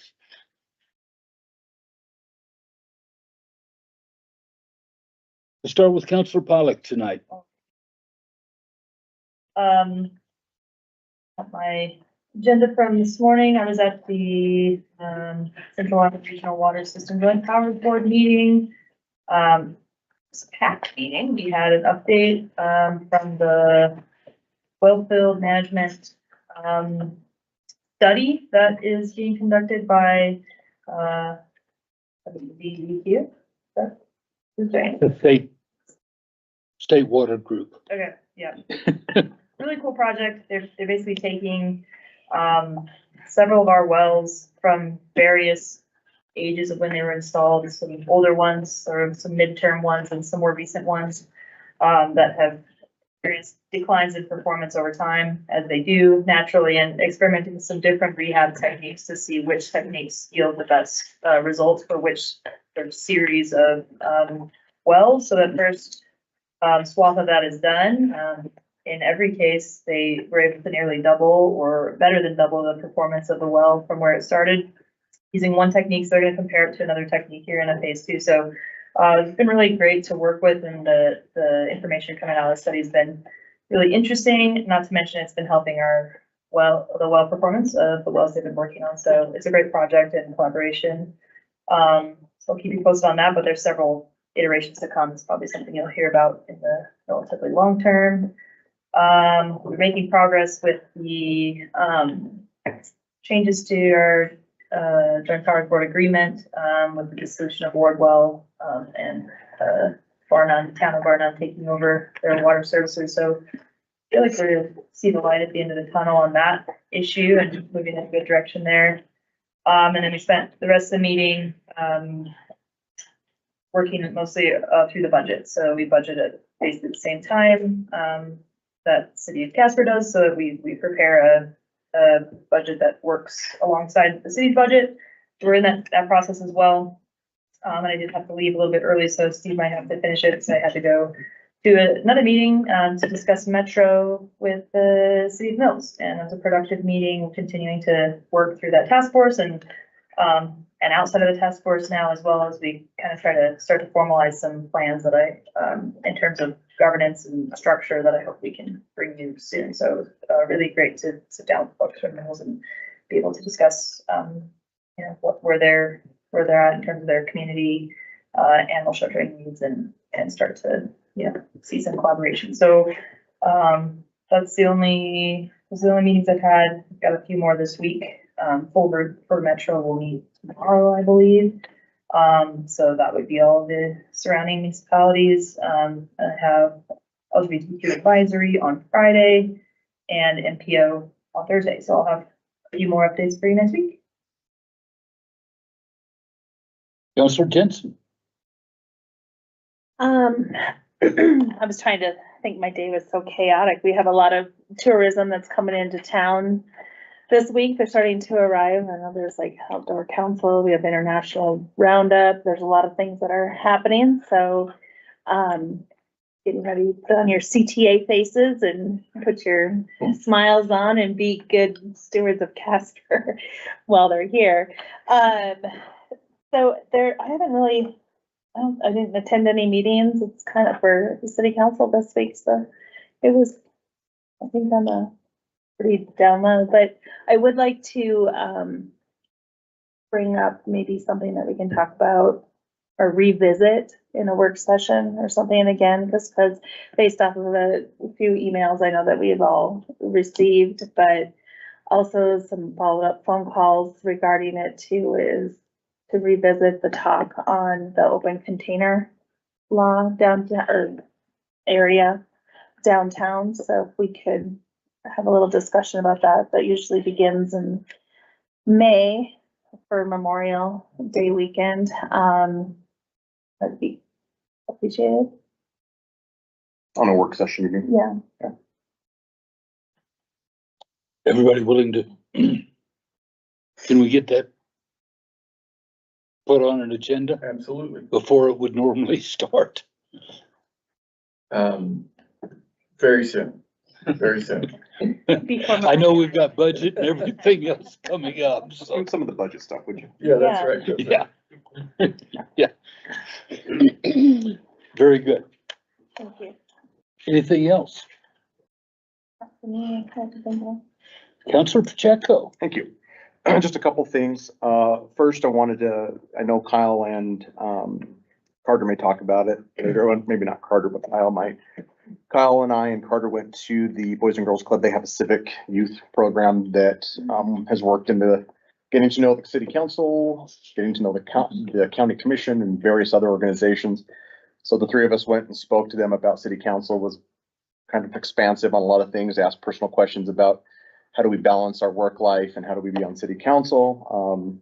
I think Carter would remark, I hope you don't mind me using your statement, when we were walking out, Carter said it was one of the most impressive groups as far as the questions that were asked. So they prepped them really well. And so it was a fantastic opportunity for them to be a part of that and to talk over there, and they fed us dinner. So that was nice. I wanted to see if we get on a work session, what Steve Friel had brought up, to see if that's a possibility. No, we don't have to do it right away because I know we have a full docket over the next several months, but just thought I'd throw a pitch out to the council to see if we could get that on there just to talk about. I would, before we start, would it be more appropriate to turn over that proposal to city staff to see what the building inspections department could come up with and kind of go from there and then bring that to us rather than us trying to make soup? Yep, love it. Absolutely. If that works for everybody. So you don't have to put on a work session yet, but if you want to do your research and then come back. That's kind of where I was coming from, is Perfect. Get some research. That works great for me. Great. Okay. The only other thing that I had is I wanted Oh, I to. thought you were done. No. Sometimes I don't go a whole lot, but the only other thing that I had is I wanted to especially thank Carter and the team from last week. They took a moment to really begin to organize the local government and the local people in the community, not only our leadership, but also leadership from around the other local agencies. I appreciate that leadership. I appreciate you beginning to move that organization to bring us together to do it. We have a long, it's a marathon. It's not a race for us, the work we have to do in our community, and some healing that has to happen in the next several months, to years. And so we've got a lot of work, and we have to work together and for us to do the things that we need to. But I want to thank you, Carter, for your continued leadership and being able to organize that.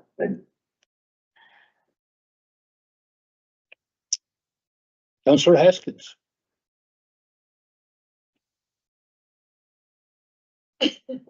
Okay, so I have public health on Thursday, and then I am gonna be gone next Tuesday, so you guys can miss me then. I just wanted to address a couple of things. We got an email about someone that stated they thought the 16-year-olds and under shouldn't be allowed at the mall. I love that idea, except it is a private business, so I don't think that's really going to be up to us. But it is the first time I think I've agreed with him in a hot minute, so that was kind of nice to see. I attended the vigil on Thursday. I know that there had been a lot of prior conversations about whether or not that would be safe, so thank you to the police department and Casper, David Street Station, their security. Nice group of motorcycle men. I have never felt more safe in a place in my life. And it seemed to be extremely positive. Nobody got shot, as my daughter thought would happen. So it was a beautiful thing. Lots of people there. I think that was great. I was also at the call to action. Thanks for getting my really nice face, Mr. Morton. But I think that people need to remember, I think that Casper is trying really hard to make sure that this isn't something that goes away. However, I believe that this is a school district step one. And while we can't tell them what to do, I think it's important that we are trying to get people together.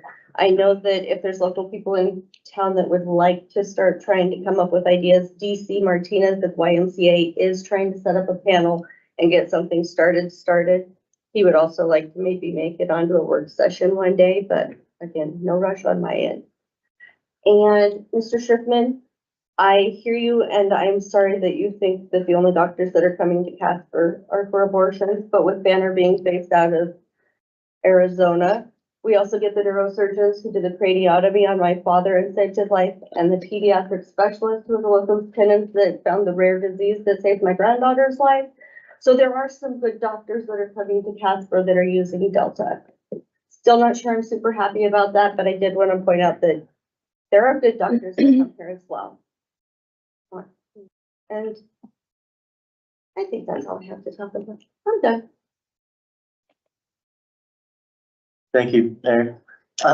Counselor Gam.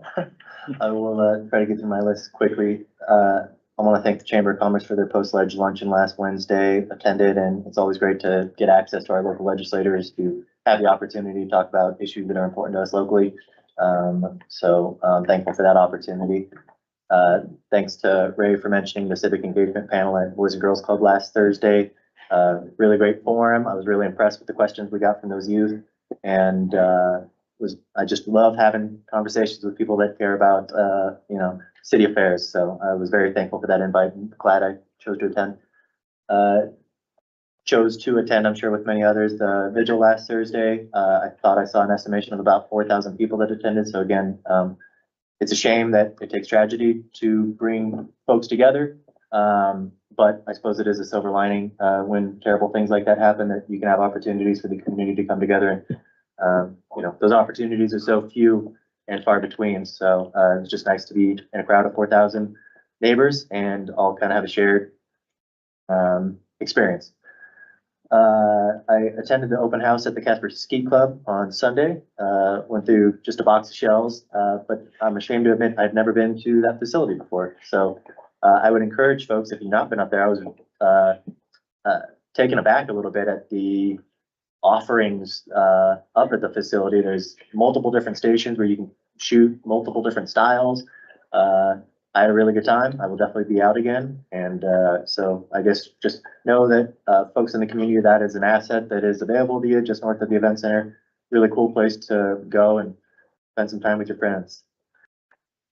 I wanted to thank Deputy Chief Cheney. He sent out an email, I believe it was earlier today, for National Public Safety Telecommunicators Week. It was a very nice letter acknowledging and giving gratitude to the folks that work at the dispatch center. Those people do have a thankless job, kind of work in the background a lot of the time, but That job is incredible. As Deputy Chief pointed out, they are really the first line of responders. They're the ones that are taking those calls. And I imagine we've all taken a tour of that facility at one point and gotten the opportunity to listen to, you know, some of their more stressful calls. Very tough job. So I was glad to see, you know, if you know anyone that works at the dispatch center, give them a pat on the back and buy them a coffee or something this week. Thank them for their service.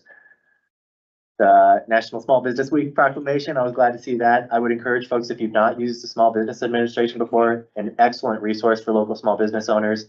I also work in marketing, or have worked in marketing in the past, and I've used the SBA multiple times. They will generate reports for you. If you ask them, can you please give me a spreadsheet of businesses in these industries of this size with this amount of annual revenue and contact information, they'll generate all of that for you for free.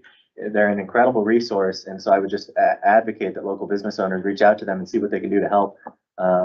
Great resource in the community. I've used it multiple times. And then lastly, I did just want to, since we haven't got it on the, you know, worked it into our regular flow, I didn't have the opportunity to respond to the public comments earlier. So wanted to take a quick moment to respond to those.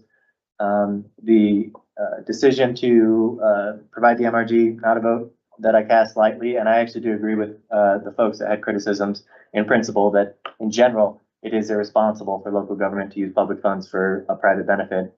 However, it's also my opinion that the world is not black and white, and I do believe there are exceptions to that rule, and that you have to have some degree of flexibility to be pragmatic, and that's kind of a virtue that I strive for often. And so in this case, I do think there's lots of compelling reasons to keep the service. We've heard overwhelming comments in favor of the MRG from business owners, economic developers, pilots, and customers who report that the United flight is unreliable and that additional flights are necessary to remain competitive. I think this point is legitimacy, and a great example of that is internet service providers in Casper. Historically, we had Spectrum and Dish, and I think most people were pretty unsatisfied with their service they were getting. And now we're Mountain West, Visionary, Blue Peak, and others. And as a result, I think our community has higher quality services and at better prices. I also think, you know, the study of the economic impact that concluded that it provides $11 million in economic activity might not be compelling enough to vote for it necessarily, but not nothing to turn your nose up. But that's a lot of economic activity just for that one airline service. And so something, you know, just that is always in the back of my mind when we're deliberating this. We spoken to Glenn Janeska at the airport, representatives from SkyWest. Several of us spoke to YDOT leadership when we were in Cheyenne recently, and other people who I would consider much more an expert on this issue than I.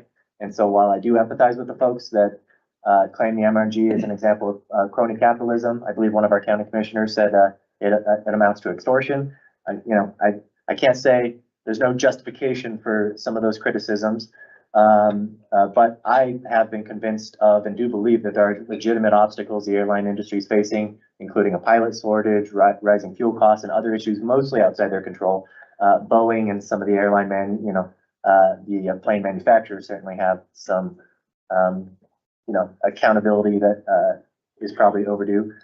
But all that said, I personally am still very lukewarm on the MRG. And to be frank, I think if occupancy rates do not significantly increase in the near future, especially after construction of the Wyoming Sports Ranch, and we'll see if we land the Reno Air Races or the shooting complex or some of these other large kind of economic drivers that could theoretically boost occupancy at the airline. But if those things don't materialize here in the next 1 or 2 years near future, I do think this council and the county should reconsider. Since streets was brought up, I just wanted to let you know you are preaching to the choir on that one, gal. I encourage you to tune into our budget conversations, and I will make sure you get your fill on all things streets. I'll make sure we have that conversation fully fledged. That's all I got. I appreciate your time. Thank you all. That's it. Sure? I know, short list. Councilor Sutherland. Thank you. I've got a few things. Maybe just piggybacking off of your comments on the MRG. I think I want to make sure that I understand this correctly also, because it was another point that was raised about the marketing that Delta or maybe SkyWest in this case is planning to do. The purpose of that being to actually increase riders so that we can actually reduce, in theory, our contributions for the MRG, right? Okay. Right. So it isn't for the airport, just to clarify, it is actually for that service provider so that we can hopefully get out from under having to contribute to the MRG. So just so you know, the stated goals for that money. Two unrelated items. One was a follow-up from our homeless coalition meeting that we had a few weeks ago at this point. We learned that Jackson, Sheridan, and Saratoga have been doing some innovation on affordable housing. And it's something that I feel like I'd like to learn more about, and I'm not really sure how we go about doing that, but I think affordable housing is not just a homelessness issue. It is of course related to that, but it's an issue for so many people. And I think that as we consider our growth as a community, I think we need to pay special attention to ensuring that there's affordable housing here. And so I don't know what that looks like, but I'd like to ask for it to be put on a work session, maybe learning about what some of our neighboring communities are doing to increase access, and what exactly they mean by affordable housing too. And so I don't know if the council is amenable to that. I know that there are communities who are pushing forward to try to address the shortage. And as we grow, I want to make sure that we're balancing our approach to making our community accessible to everybody. So I don't know if council would support putting that on a work session or having a conversation. Same kind of deal. I mean, yes, but I don't know that it's a work session. Yeah, Can we maybe do it with with Liz's team or, to kind of explore options in that sense instead of a. Well, again, it sounds like this is as much education as for the council as it is solutions. Yeah. So I guess I would ask city manager if it would be possible for staff to put together an educational program for council about affordable housing, what it means, what some of the other communities are doing. And then once you feel like you folks would be ready, then we could put it on a work session for basically an informational type proposal rather than a direction requested to start off with. Is that? Yeah. Very good. Could I add a caveat a little bit to that, Mayor? So I haven't read the article yet, but it came across my radar a couple days ago. The Joint Corporations, Elections and Political Subdivisions Committee, it sounds like in the interim, is going to be talking about affordable housing, and it sounds like they're gonna have a very comprehensive discussion on this topic. And so I guess I would just, they pulled in Wyoming Community Development Authority, and it sounds like WCDA already has a list of 8 or 9 different communities using some of their services and stuff. So I guess I would just encourage us to see what that legislative committee is talking about, potentially even attend some of those sessions or connect with some of those legislators. I think there's a lot of opportunity for collaboration with those so that we can see things that we would like to see in the next legislative session. I think we should just stay in close contact with the legislators on that committee. Very good. I had one other, sorry. I feel like you're gonna scowl at me when I say this, so I'm sorry in advance. I don't know you, I don't mean you, but yes, also you. A while back, we were having a conversation with Cindy, and she mentioned that we have all of the equipment that we would need for a community composting program. I know, right? Thank you for indulging me. I appreciate it. Again, I think this is like information only, but I feel I didn't know that, and I don't know what the cost of a program would be, but I do know that I have a ton of yard waste all the time, and I always want to just be able to put it next to the garbage can. And so if it's possible for us to learn about what resources we have available to us and what the cost associated with relaunching that program would be, I would be curious to learn more about it. And I don't want to lead us down, you know, a dark hole. So if others on council don't support it, it's okay. But I just would be curious about learning more. Scowls and all. Are you talking about like a curbside composting program? That was my understanding, was that we had, yeah, if you want to elaborate, that's what I want to learn more about. Mr. Mayor, I actually think, Counselor, that we'll be able to touch on a number of those points when we come back to council and present sort of probably a broader conversation about recycling, of which composting would certainly be a part. Okay. And so, as near as we can tell, we think we've already been asked to prepare something along those lines. And I hope to, you know, satisfy your interests as well, Counselor, pertaining to composting too. So we're trying to get ready for that. Very good. And it's already on the agenda. Counselor Bond. Thank you, Mayor. I have quite a list tonight, and which is unusual, but here I'll get through it as quickly as I can. I did take a tour of the City Hall, seeing the progress with Councilor Gamroth, and I think there was Councilor Haskins was with us as well. Things are coming along well. It looks great. It's exciting new facility for staff to work in. Looks very nice.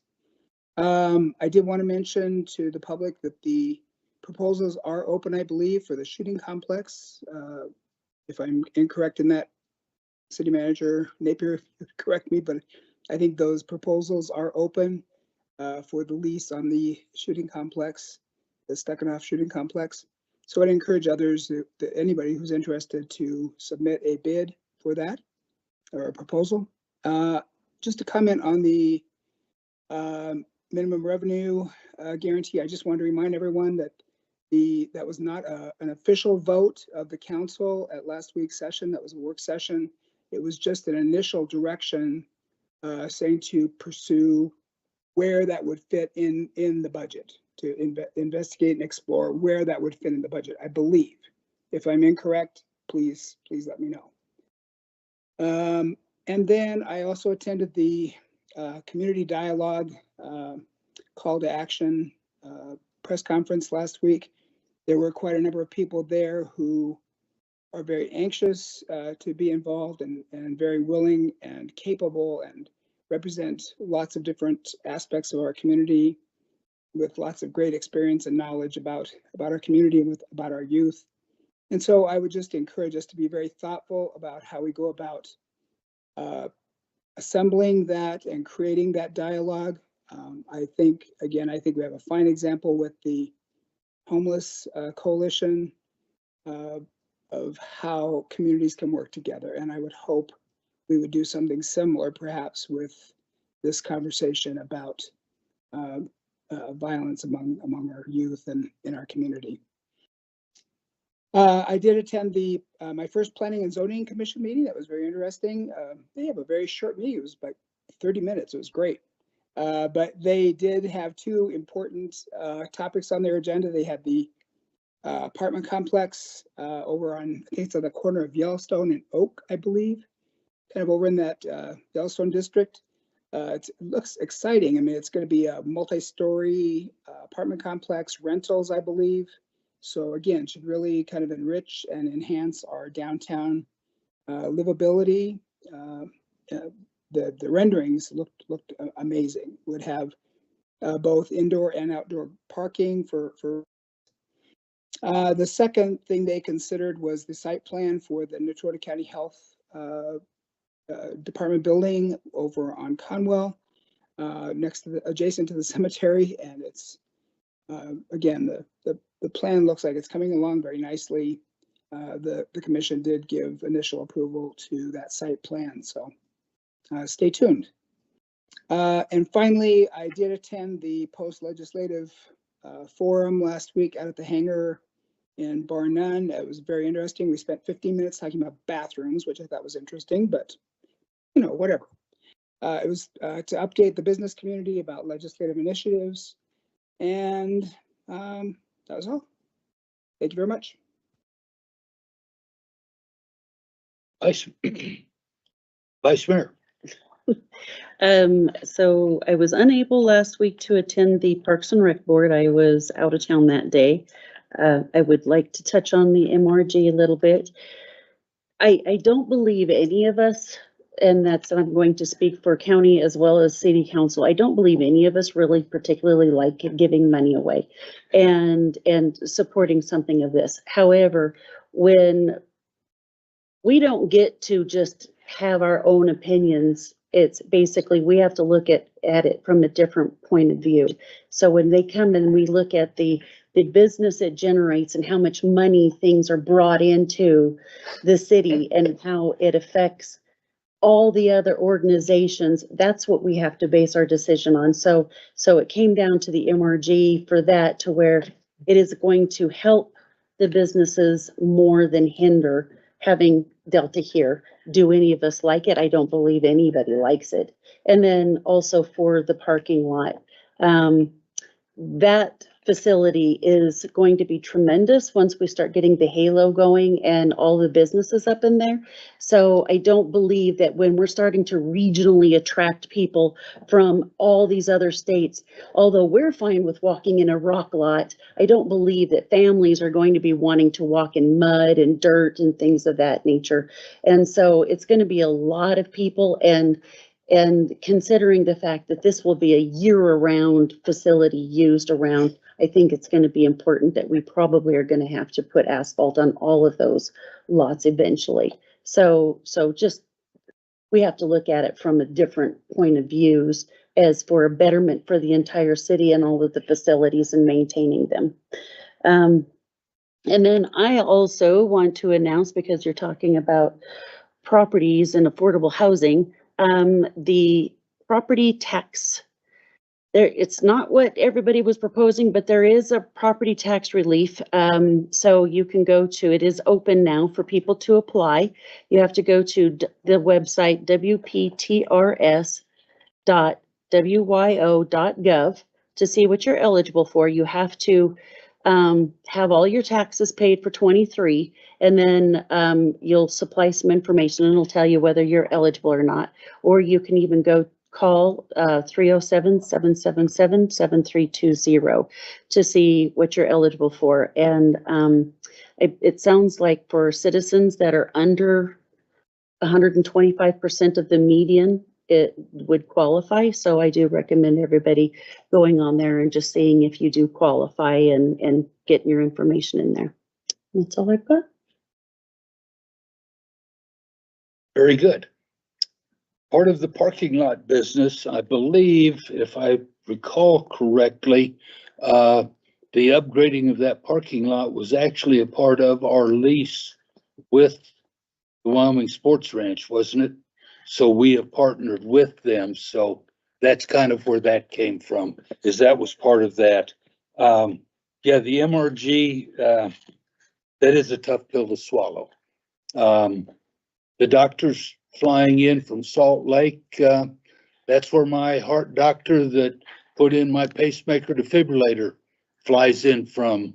And that has saved my life once. Otherwise, I would not be speaking here tonight.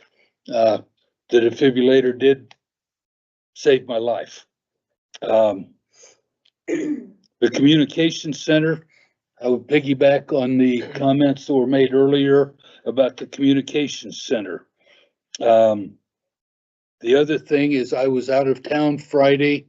I was in Houston with my family, previously planned trip. I would like to thank the vice mayor for filling in and for the comments she made and for trying to get us moving forward. And one of the big things, and I said it the week before, see something, say something. That's a biggie. I can't believe that those two people were the only two people that knew about that. There was somebody else out there that if they could have said something, even adult watching the altercation before the stabbing, any of those things, could have potentially saved somebody's life. So we need to not be afraid. We are not New Yorkers that need to walk around with our head in the sand. So if you're a New Yorker, be offended. I don't care. We need to be Wyomingites and take care of our local people and our local kids. So say something when you see something going on. Be involved. Beyond that, I also attended the meeting, the water board meeting this morning. I think Amber covered that quite well. Nothing much really happened after you left. So, beyond that, I think that's about covers it.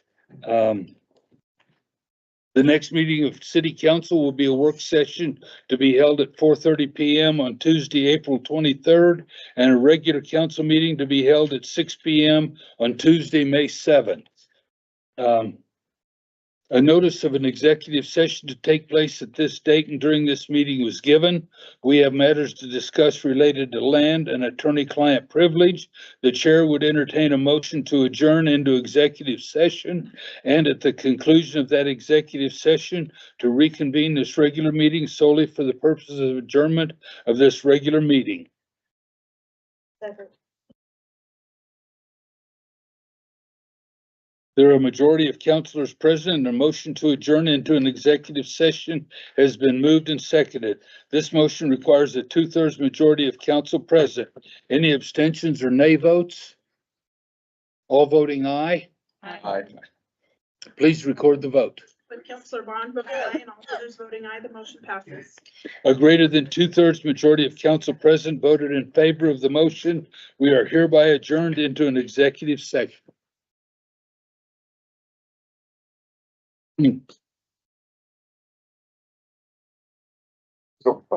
Counselor Bond, are you still there? Yes, I am, Mayor. The application deadline